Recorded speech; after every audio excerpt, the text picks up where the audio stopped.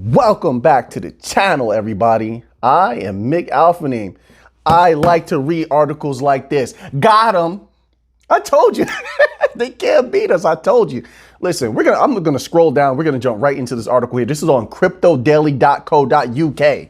And they tried to use some real cryptic language, but we have interpretive ability here. I want to read this to you, right? This article is titled Swift unveils results of blockchain pilot. Is XRP involved? Oh, Swift will have you think that they're just doing it all on their own. Oh, they're so good. No, they're not. Got them. Let's read this little tidbit here. I'm sorry, I'm a little excited. I get fired up. It says, when news initially broke that Swift would pilot a blockchain-based cost-saving solution in partnership with Symbiont, that's important. Keep that name in mind. It's going to come in handy in the future. Symbiont. The idea that Ripple may be involved was mentioned. The idea was fueled by a 2015 press release announcing that Symbiont created a Ripple gateway. For counterparty, the Ripple gateway allows users to send XCP, counterparty's native token, or any other counterparty asset. Let's scroll down here. Says here, Mark Smith, CEO of Symbiont, said at the time, by being a member of the Ripple network, got him. One, this is where they get to this cryptic language. Pay close attention here. One may potentially become part of other users' trust networks. So in other words, they're saying Swift might be using Ripple because they're using us and we built the gateway on Ripple. One may potentially become part of others' trust networks. Ripple network. Such trust networks guarantee. Oh, is that right? We're the only ones that guarantee? That's why you built on us, Ripple? Because we have the guarantee? Oh, we have so much more. This won't end here. Let's continue on. First of all, that one only does business. That one? Oh, RippleNet? Okay. That one only does business with those whom one is explicitly chosen, and further may allow you to exchange a wide range of currencies. Oh, this is getting deep. Let me ask a question, everyone, and then we're going to continue on with this article. Being that they have a massive liquidity issue in the West with all of these banks, as you saw today, you did see what was going on today, right? With a lot of the banking stocks, you saw that, right? Then you have the banking crisis getting a little bit worse in Europe. So you're keeping up with that also, aren't you? They raised basis points to astronomical levels. What was it yesterday in Europe? So they're having a massive bank problem. So they're going to have liquidity problems. They already were having liquidity problems. Hence their banking problems. Where's the liquidity going to come from? Let's do the math. They're using, so Swift is using a Ripple net partner that is allowing them to exchange, transact in a wide range of currencies, and yet there's no guarantee in the future that there's going to be enough liquidity for some of these assets that may become illiquid, especially because of bank runs. There's been a massive amount of bank runs all over the place as of the last month and a half. A lot of them are trying to keep quiet, but on the ground, if you've been watching certain videos, on certain apps, you've been seeing the bank runs. They're literally videotaping people lined up at the banks. But let's continue on here. Let's continue on. It says, may allow you to exchange a wide range of currencies, including fiat. Where you get the liquidity from for that. You're going to need it. You're definitely going to need it. But let's continue on. Users of Symbiont's gateway will naturally benefit from the trust networks Symbiont joins. Oh, so you're saying Swift. So let's just insert the names here. Swift, as a user of Symbiont's gateway, will naturally benefit from the trust of RippleNet because Symbiont joined. Listen, read the article yourself and you're going to make up your own mind. But this is what they're saying. But make up your own mind. This is on cryptodaily.co.uk. Screenshot it, save it, analyze it yourself. This is huge. We got them right where we want them.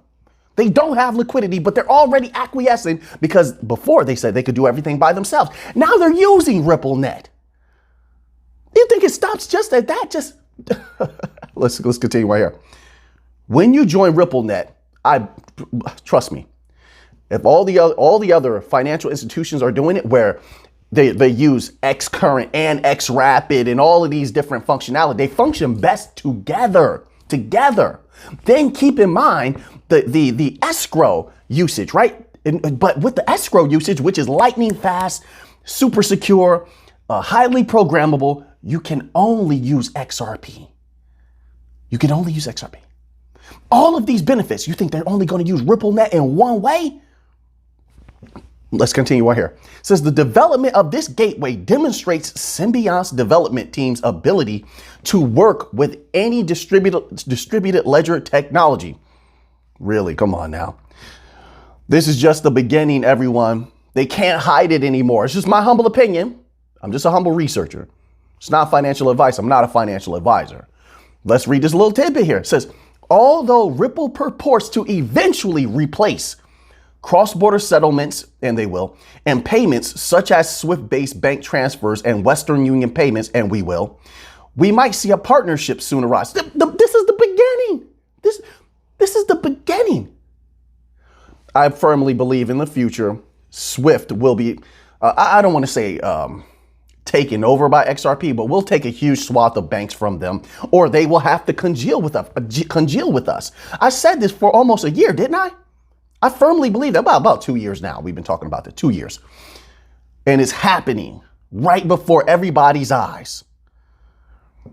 We will take a huge swath of banks from them. If we wind up fully congealing with them, we'll move most of the money for all of those institutions. And there will be so much money. I don't think people understand loosening up all this Nostro Vostro and all this type of thing. Bringing in, that's trillions, right? Then bringing in the trillions from non-bankable assets, getting the members only section. Look at those articles I've been posting, read some of those. They're eye opening. I'm telling you right now, right? But click that little join button down below. But that's up to you if you do that or not. But non-bankable assets, then we're liquidating, bring liquidity to that. That's trillions. Then you're talking about the tokenization of debt. That's what the whole video was about yesterday. If you didn't watch that video, watch that video. Now, I don't know if I was so eloquent, but that's why I give you the information to make up your own mind. By tokenizing debt, $300 trillion, you think, oh, that's a lot of capital to play with. You know that you can buy debt. You do know that, right? Now, I'm not just talking about bonds and stuff like that, but you can buy, people owe credit. You can sell that. You put a little percentage on top. Then you collect that, like people take over debt all the time. Tokenizing that kind of value is massive. This is logical. Why would you leave that on the table? That's not going to be left on the table. There's no way. So we're talking trillions upon trillions upon trillions of dollars.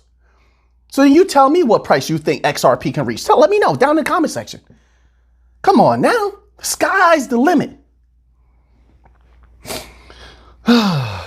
Sky's the limit and none of me say on, just keep on pressing on.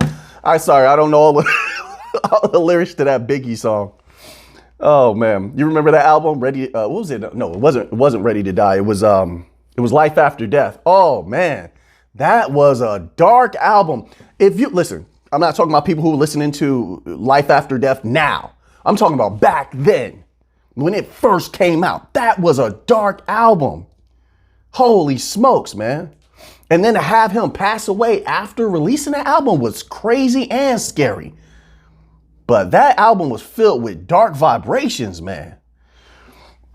Remember that song, Playa Hater? That was even dark. Playa Hater. Put your layup down, you clown, you've been robbed. It was that, bro. That was one of the most sad, depressing energies of a song ever. Oh, man. Anyway, what you guys, you talking about music? Be professional for once, right? Anyway, we got them right where we want them.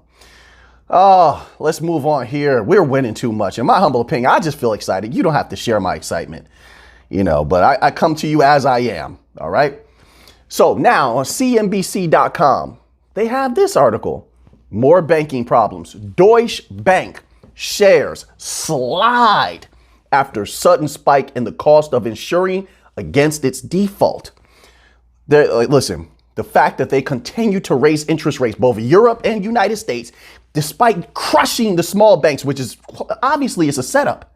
So then small banks have to ask themselves the question, why do they need to go along with what the central banks want? The central banks are going to crush them in order to drive their business to the big banks. And that sets us up. That sets up the new financial system greatly. Do you know why? Because the new small banks will say, wait a minute, we need to compete. We need to save ourselves. And they will adopt when there's regulatory clarity. This is why people need to keep making the push. They have to soldier on. No retreat, no surrender. That's Spartan law. Keep soldiering forward. But when there's regulatory clarity, they will run to deploy offerings on Algorand, wallets, smart contract capabilities, because it will help them bring in liquidity, loosen up funds. They'll have capital to play with. It'll be an explosion in capital, the likes of which people have never seen. And yes, it will make those prices go up. They will run to Algorand. They will run to Stellar. They will run to XRP. They will. They have to survive. And they're being betrayed. They're getting stabbed in the back. Do you see that what's going on?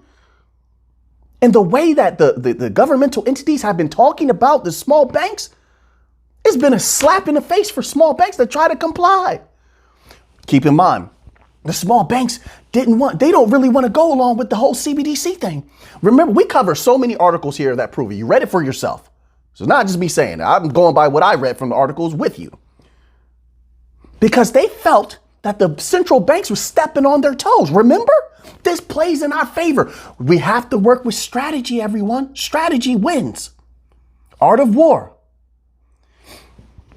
So sometimes the enemy of my enemy is not my friend, but is very useful on the chessboard. So the small banks were saying, wait a minute, big banks, if you're going to be handling CBDCs and you can control all this money and you're deploying wallets, aren't you sort of cutting us out? Can't you cut us out anytime that you want? They didn't like that. They didn't like that. That's why they're looking into in mass into deploying their own version of digital assets so they can have a measure of control. So it says here, the German lenders' shares retreated for a third consecutive day and have now lost more than a fifth of their value so far this month. The emergency rescue of Credit Suisse by UBS in the wake of the collapse of US-based Silicon Valley Bank triggered contagion concern among investors. And you've seen it. The ripple effect been touching many banks. It says, which has deepened by further monetary policy tightening, raising of interest rates from the U.S. Federal Reserve on Wednesday. Let's scroll down here. Everything's falling into place. Their system is collapsing. Our system is thriving. We're getting adopted all around the world right now. It says Deutsche Bank shares fell on Friday following a spike in credit default swaps Thursday night as concerns about the stability of European banks persisted. The Frankfurt listed stock was down 14% at one point during the session, but trimmed losses to 8.6 since, oh, that's so cute, lower on Friday afternoon. The German lender's Frankfurt listed shares retreated for a third consecutive day and have now lost more than a fifth of their value so far this month. Credit default swaps, a form of insurance for a company's bondholders against its default, leapt 173 basis points on Thursday night. What? Oh, ideal meal. Thursday night from 142 basis points the previous day. Oh, the banking system is hurting. Oh man. I'm sorry, banks. No, I do mean to laugh. I do. I'm enjoying it. The emergency rescue of Credit Suisse. We know all of this. Let's scroll down. Let's get some new information. Swiss and global regulators and central banks had hoped that the brokering of Credit Suisse's sale to its domestic rival would help calm the markets. It didn't. But investors clearly remain unconvinced. Didn't I just say that? Told you. I didn't read this beforehand. We're going through it together. Unconvinced that the deal will be enough to contain the stress in the banking sector. Deutsche Bank's additional Tier 1 ATI bonds, an asset class that hit the headlines this week after controversial write-down of Credit Suisse's AT1s as part of its rescue deal, also sold off sharply. Oh, you don't say. Oh, you're in pain? You need the new financial system. Deutsche led broad declines for major European banking stocks on Friday, with German rival Commerzbank shedding 9%, while Credit Suisse, Societe Generale, and UBS fell by more than 7%. Barclays and BNP Paribas both dropped by more than 6%. You see what's going on here? You see? It's happening fast now. It's happening fast. Somebody in the comment section asked me when everything is going to happen. There's no way that I can know that. I can tell you everything is happening fast. I'm just going by the actual catalyst. When you start getting into all that, like it's going to happen on this day and that day, that's just not realistic. I don't like to be unreal. I don't know if I'm saying that in the proper way, but I don't like to be unreal. I like to be as truthful as possible. That's just my way. I'm long in the tooth, guys. You see the little gray hairs here? So I like to be as truthful as possible. It keeps me in a state of clarity. So there's no telling, but you do have timelines that the banks have thrown out there. Ripple said 4 years. That was last year. So minus 1 year, they said 3 years before everything is up and running. Why they said that, I have no idea. Because how can you possibly know when regulatory clarity is going to roll out unless they know something behind the scenes? That's suspicious in my humble opinion. Then on top of that, how can you know what's going to happen with the whole SEC and regulations within the United States? But nonetheless, Ripple said 4 years. We're minus 1 now. We're down to 3 years on their timeline. JP Morgan said 2 to 3, but that was about 2 years ago. I think about a year and a half ago. So maybe we have 2 years or year and a half on their timeline. I think they're wrong. I've been saying that all along, didn't I? I said that was too fast. I said that was too fast in my humble opinion. So then you have the Bank of International Settlements, who has said 3 to 5 years. Then they changed it. They changed it like last November or December, something like that. And they came out and said 2 to 3. So that would leave us probably about 2.5 years left. That's their timelines. Now, one of our great subscribers who's highly knowledgeable predicted everything is going to be happening much faster, right? And it has been happening much faster. So I can't tell you when. I just can keep you up to date on the catalyst and the information that's coming out. All right. So just that's all I can do. So now I'm in this long term. So the timeline doesn't matter to me. All right. I haven't put in anything that's detrimental to me. So I'm a long term investor. Just know that. And I'm after that bank money. So I have to be patient. Even when that initial explosion comes, that's not what I'm in for. I'm in for the bank money. That comes after the initial explosion. Right? So that's my position. So now let's continue on here. So you have all of this going on with the banking industry, but let's continue on to another article here because I have like I have about 15 more articles and we're already 18 minutes into the video. Oh, man, I'm doing my best, everybody. But when I'm at my best, I'm just flowing. Let me flow. Let me cook. Let me, like that meme. Let me cook. How you guys doing out there? You doing okay? This article here is from Cointelegraph.com. Let's just read this little tidbit. It's titled Fed Balance Sheet. This is how terrible they're doing. They're in trouble. And we are winning because they're in trouble. Fed balance sheet adds $393 billion in 2 weeks. What? It says, will this send Bitcoin price to 40K? I don't know about all of that. But what I do know, this puts the new financial system, XRP, XLM, Algorand, Hedera in prime position as the banking system is failing. The Fed is failing at what they're supposed to be doing. Oh, man. Not only that, they're hemorrhaging money. They're really bringing in a state of hyperinflation. That's really what's going on. Meanwhile, they're crushing the small banks. Yeah, they're failing. The Fed is failing, probably on purpose. But it says here, as of March 22nd, the Fed's balance sheet surged by nearly $94.5 billion, a $297 billion increase from the last week when the banking crisis started. New QE hopes boost Bitcoin price. Look, I hope Bitcoin people win. I'm rooting for all the crypto right now. I hope Ethereum people win. I hope Bitcoin people win. Of course, I want the Bankcoin people to win the most, but everybody can win. All the legit people can win. There's enough money to go around. It says here, overall, the U.S. central bank's liabilities increased $393 billion in the last 2 weeks to $8.734 trillion. Whoa! That is closer to all-time high of 8.9 trillion. That tells you a lot. A year ago, when the Fed started its quantitative tightening program, it's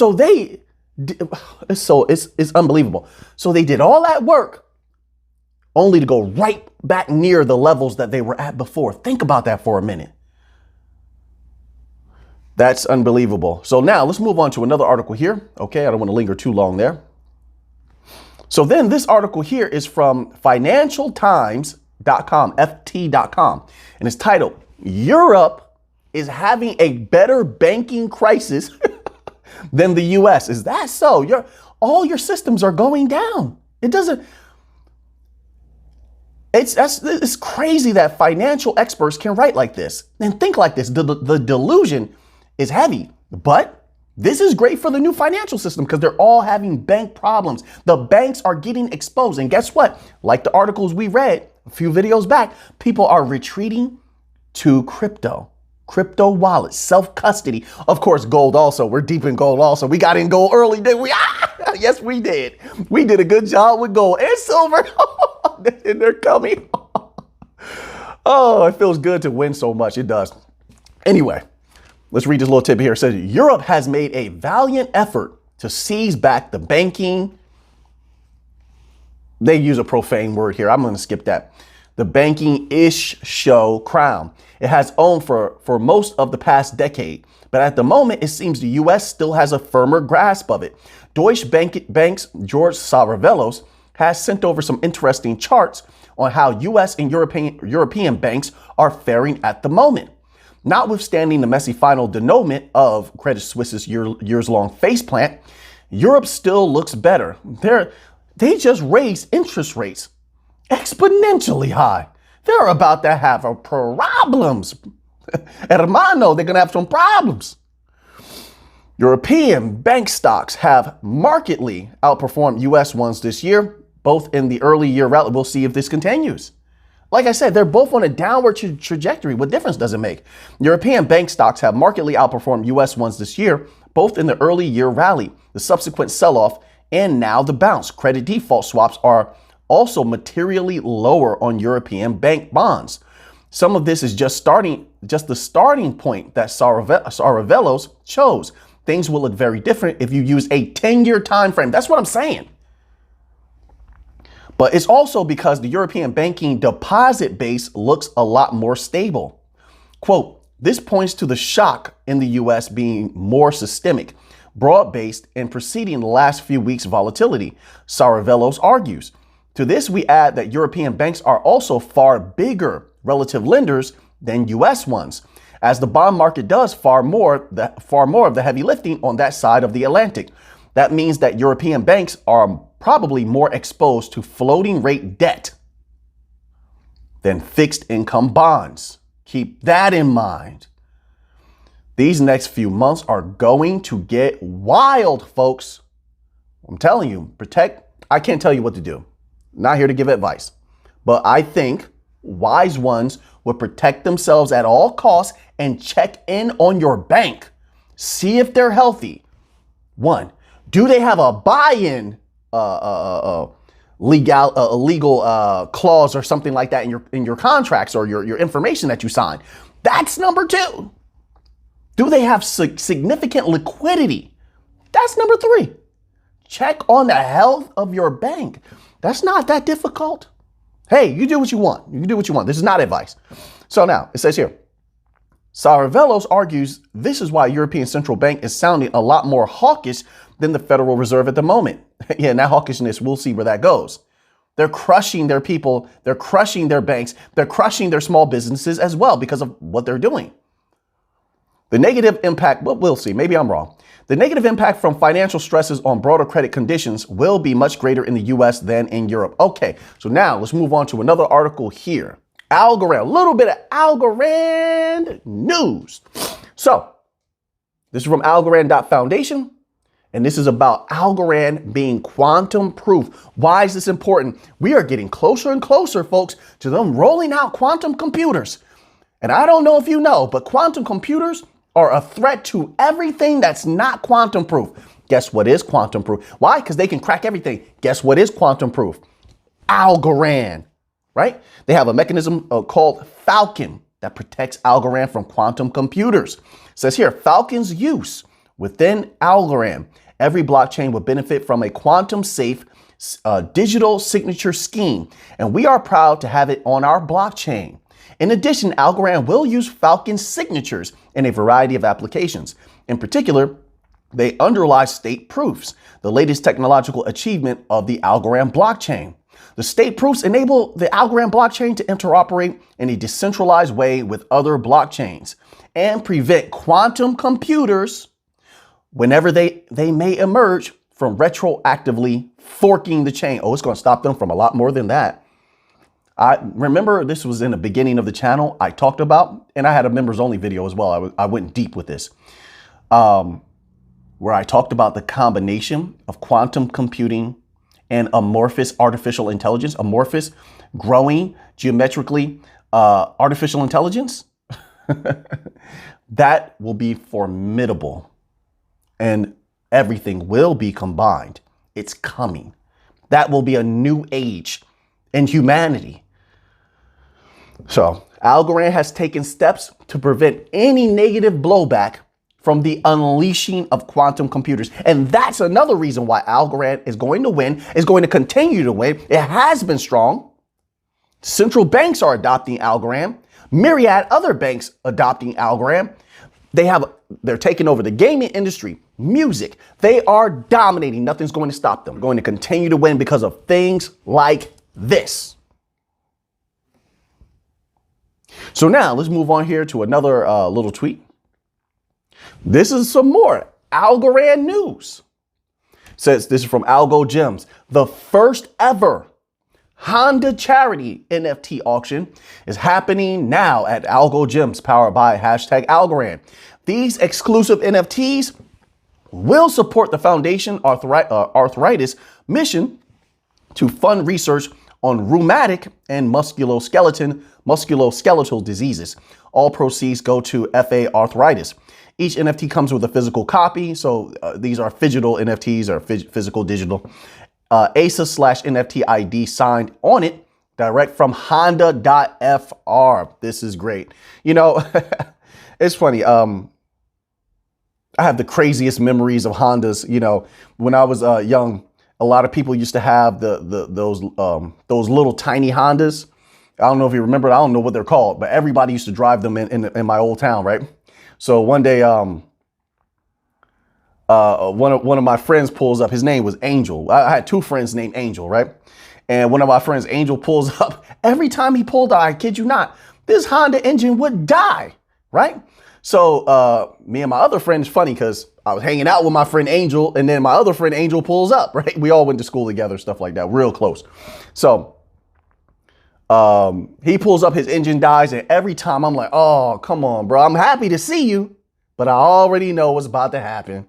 He hops out the car, you know, daps us up. Hey, how you doing? You know, stuff like that, bro. You know, hey, how you doing, bro? Stuff like that. And we chop it up for a while, hang out. And then you got to push the car. You remember that? Do anybody remember that? You had to give a car a push start. And we had to get it back and push it. And he's on the side pushing it. And then we'll start up. And then he drive off. Anyway, that's the first thing I think about when I think about Hondas. That was a long time ago. You know, that was a long time ago. Anyway, let's move on here. You guys telling me stories? We want to get back to the crypto. We're not here for stories. Anyway, so a little bit of Stellar related news. More from They're getting real active lately. You notice that? They're getting real active. It says here, Bit Global. Love to see it. Our #CBDC technology enabling payments and empowering lives. So this is, they had a subtweet here from My Naira, right? A lot of institutions are watching the Naira, watching how it functions, watching how the people want to adopt it or don't want to adopt it. Of course, they're going to be making innovations with R3. R3 and Bit are going to be working together on this project now. It says Naira is set to revolutionize the way payments are made, especially in the agricultural sector. The Farmers Intervention Scheme is designed to provide financial support to farmers, especially those in rural areas, to enhance their productivity and boost food security in Nigeria. Now, what I'll say is this. Once Bit has the capability, or maybe someone builds an offering on Stellar, and I think that they will, I think everything's going to head in this direction where they can do traceability for the the different commodities that are coming out of different regions. That's when things are going to start to heat up, because you're going to have a lot of value and a lot of volume coming across these CBDCs. This is interesting to watch just because Bit is constantly collaborating with Stellar. All right, not necessarily on this, but I'm using this as an example for everything else that they're utilizing.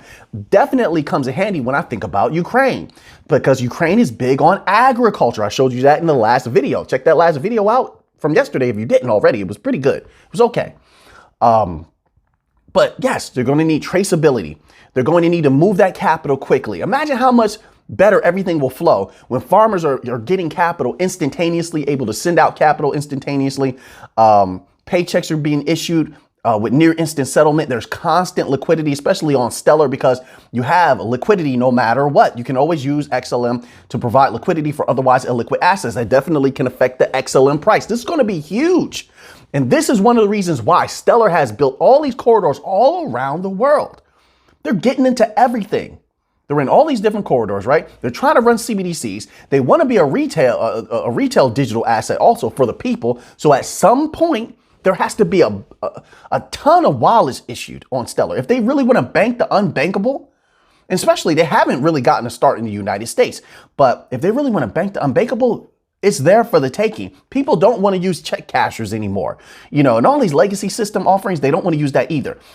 You can have millions, hundreds of millions of people using wallets for P2P transactions and such like that, decentralized, so that they can trust, they know where everything is going. They can check on chain when something was received, where it went, when it was sent, which a lot of times people are sending money with Zelle. I read an article the other day, just as an example, no shots at you, Zelle, so don't get upset. I'm just saying what happened in the article. There was a guy who alleged he sent money to the wrong people or something like that. No. Listen, we can make this way more secure. When you're, we'll get into that another time, but the decentralized wallets that Stellar can deploy with smart contract capability, which, by the way, now that they have Soroban, it's easy for even regular people to learn how to deal with smart contracts. So how much better, how much easier will it be, or more delicious will it be for central banks, small banks? I firmly believe they're going to go insane on Stellar. That's just my humble opinion. But let's continue on here. I'm sorry, I'm throwing out a lot of thoughts. I'm trying to get as much out as I can. We're already at 33 minutes, so I'm trying to really stay time conscious. So then we have this tweet here from Veronica Irwin of Stellar, and it says Soroban isn't only perfect environment, isn't the only, sorry about that, my apologies. Isn't only the perfect environment for writing your first smart contract, experienced developers say it has unique benefits for their projects as well. Why is that important and powerful? Because if you listen to the Bank of International Settlements, every CBDC will be different. Every national digital currency will be different. They all require something different. Some will want more control. Some will want more privacy. Some may want it to certain mechanisms to stop bank runs. Some might not. So Stellar is giving them the opportunity to design their smart contracts, or should I say program their smart contracts any way that they want with ease. That's important in business. Easeability of use. I don't have all day to play with this thing and figure it out. I need to be able to do something with it quickly, easily, and let that money flow. And whoever can provide me that infrastructure or digital sandbox or protocol, whoever can provide that to me as a business is going to win. Stellar's putting themselves in prime position, but quietly and slowly. Just my humble opinion, all right? So now let's move on here. We got a little bit of HBAR news. They've been going insane in a good way lately. This is from HBAR Foundation. It says any HBARbarians grinding at Play Apex Legends. So if you don't know, grinding is when you're in a game and you're just working real hard. You're playing a whole lot. You're accumulating different things, victories or strength or anything, right? That's grinding, hard work in a video game. So it says, get ready for season 1 of Realm. The EA Sports, EA licensed esports platform built on Hedera. Boom. We just keep winning one after another with these Bankcoin projects. That's because we did the research way back in the beginning. We knew they had strong teams. We knew they had brilliant minds like Stacey Wharton, like Lehman Baird, like Gilbert Verdian, Brad Garlinghouse, and strong team. And they're just a few. I'm just naming a few. Danelle Dixon. And when you have strong teams, they're going to bring in the partnerships. This is major. That's some good capital that could flow across Hedera consistently, if they're going to be building this platform on Hedera, and then they're going to have digital, obviously they're going to have digital assets that you can purchase on here, payments you can make, probably subscriptions or something like that. I mean, the possibilities are endless. We'll wait for them to actually give us clarity on that, but the possibilities are there. Not to mention, did you see the video from yesterday? I know I keep referencing, but there was a lot of good information in there, even though it was a long video. Just use the chapters. But in that video yesterday, I showed the article where Hedera's working with another bank in Australia, another one. So they brought in another bank. Hedera, please keep doing a good job. Please keep doing a good job. So now let's move on here. And they have been. So now, great advertising. Another tweet from HBAR Foundation says, great to see at Joe Rogan covering at Karate Combat. That's interesting. And whose logo is in the middle of this? Hedera. This is Hedera's Karate Combat League that they've been sponsoring for quite some time now.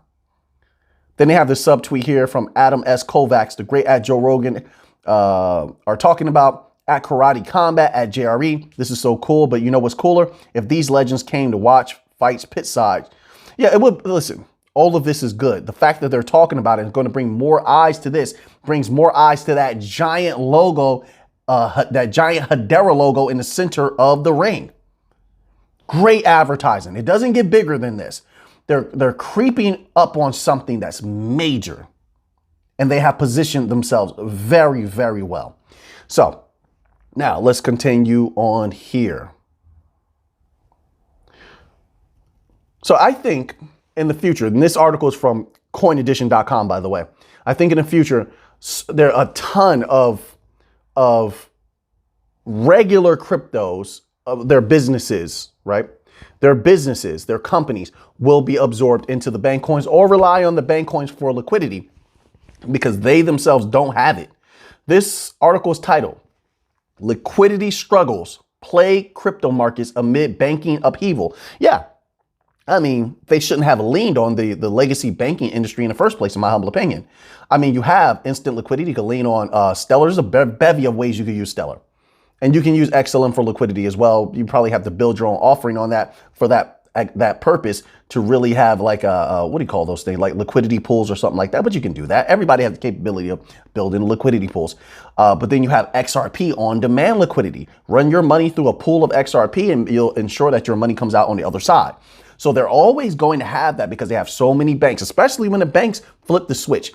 The banks are going to flood money into XRP, theoretically speaking, no guarantee, but this is how everything has been set up. So this is what I believe as of now. If information changes, then I will update my thoughts and and my thoughts will grow. They will change in accordance with the information that is available. But yeah, you can run your money through that giant pool of XRP and it will always make sure that your capital can come out on the other side. It has proper liquidity. As a matter of fact, they can source liquidity. They can adjust how much liquidity is needed for that particular corridor, that particular company. They can do all of that. So the crypto industry has been divided for so long that they have injured themselves and they should have realized, hey, we need to come together and rely on some of the legit crypto companies like Ripple or Volante or Stellar or Algorand Inc.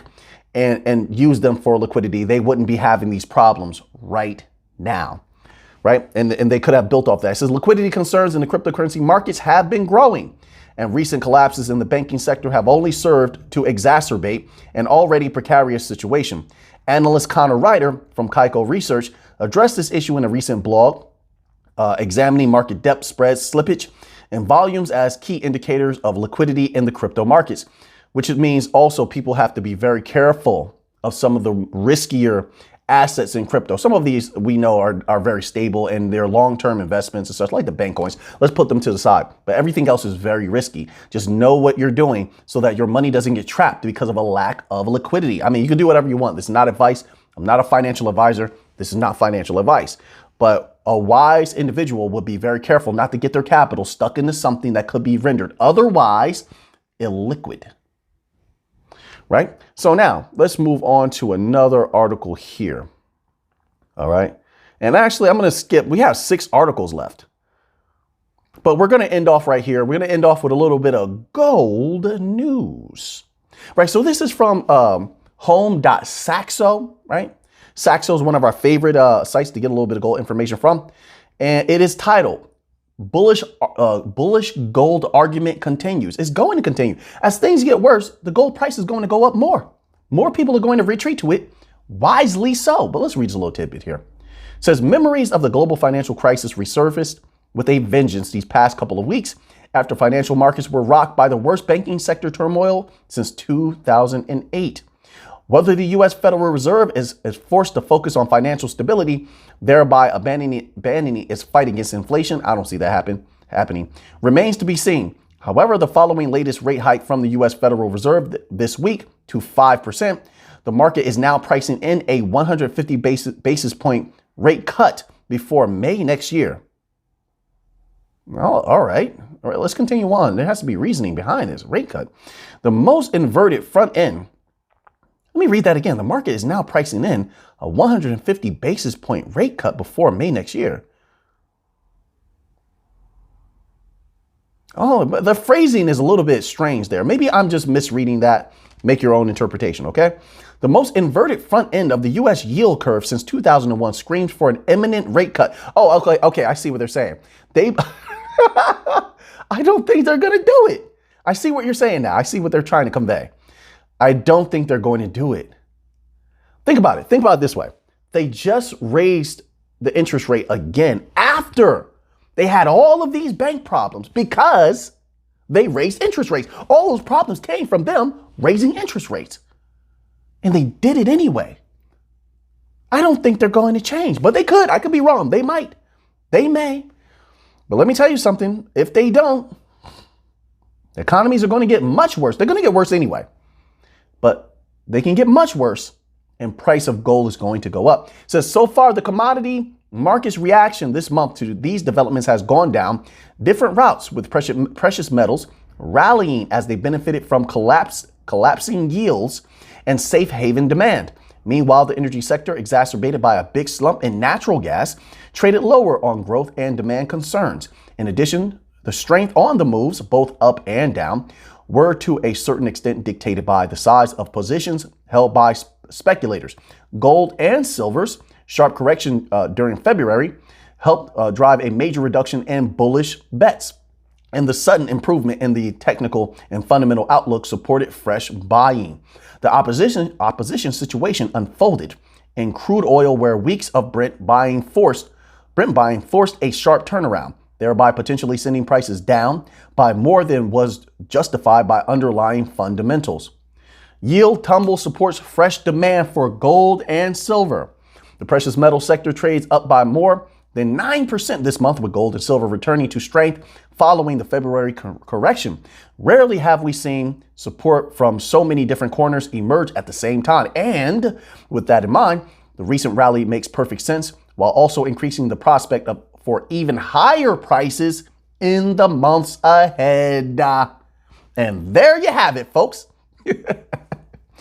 That's all, folks. Wait, how do you sound? I can't even remember. Isn't that shame on me? I don't remember how Porky Pig sounds. I just remember he used to say, that's all, folks. Wow.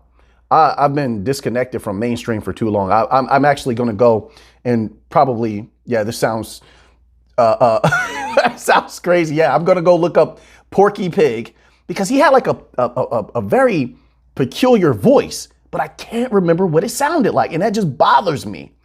Anyway, now that you have that information, what are you going to do with it? I know what I'm going to do with it. So until next time. Hey, don't try to anticipate the slap. Wait a minute. I like to be unpredictable. I tricked you again. I got you. Don't tell. I got you. I tricked you a little bit. So until next time. Wait, I did the slap too early. So until next time, let's get to the money.